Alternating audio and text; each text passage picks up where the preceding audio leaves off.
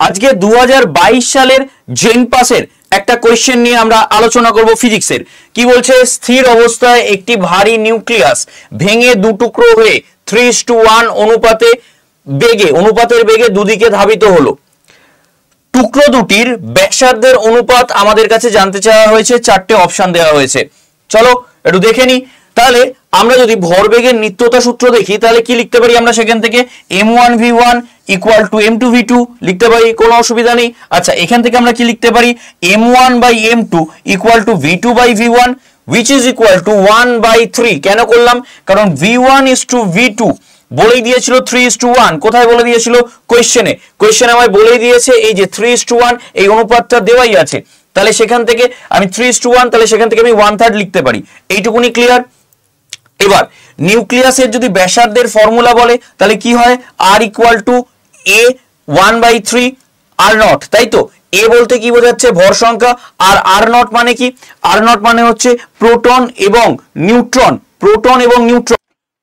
এবং নিউট্রনের ব্যাসার্ধ, তাই তো, প্রোটন এবং নিউট্রনের ব্যাসার্ধ।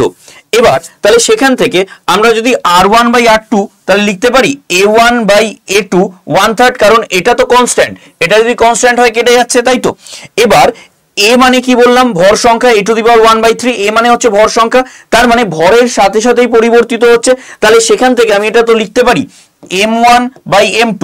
এবার m1/m2 যদি দেখি সেটা আমরা অলরেডি বার করে ফেলেছি এখান থেকে 1/3, তাহলে 1/3 হোল টু দি পাওয়ার 1/1/3 বসিয়ে দিলাম। এবার সেখান থেকে যদি আমরা ক্যালকুলেশন করি তাহলে 1 এর 1/3 কি হয় 1, আর 3 এর কি হয় 3 হোল 1/3, তাই তো। অর্থাৎ অপশন সি হয়ে যাচ্ছে কারেক্ট আনসার। কোনটা আমরা একটু দেখে নিই। তাহলে অপশন সি হয়ে গেল আমাদের কারেক্ট আনসার। কেমন? এরকমই যদি PYQ গুলো পেতে হয় তাহলে অবশ্যই আমাদের এই চ্যানেলটাকে সাবস্ক্রাইব করে রাখো। এবং তোমাদের জন্য বলে রাখি 9681262518 এই নাম্বারে হাই পাঠালে হোয়াটসঅ্যাপে তোমাদের কাছে অনেকগুলো গ্রুপের লিঙ্ক যাবে, তার মধ্যে জেন পাস গ্রুপটায় জয়েন হয়ে যাও। এই গ্রুপে তোমরা ফ্রি PDF থেকে শুরু করে ক্লাসের লিঙ্ক থেকে শুরু করে আপডেটেড নোটিফিকেশন সমস্ত কিছু তোমরা পেয়ে যাবে। তো এরকমই সুন্দর সুন্দর ভিডিওর জন্য অবশ্যই আড্ডা 24/7 বেঙ্গলির স্মার্ট স্কুল চ্যানেলটা অবশ্যই সাবস্ক্রাইব করে রাখো। থ্যাংক ইউ সবাইকে।